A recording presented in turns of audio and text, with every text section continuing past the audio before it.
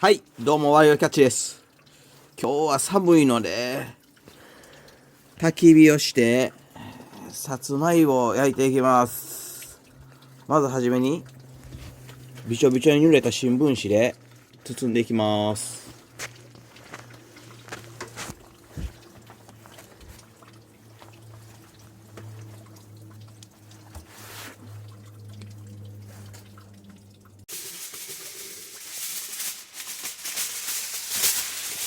この後は銀紙に巻いていきます。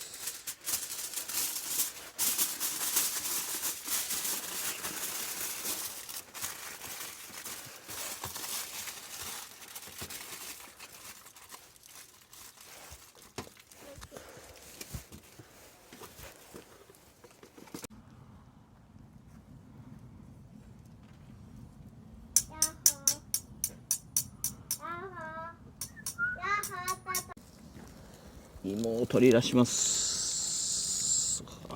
ええ感じやなこれ。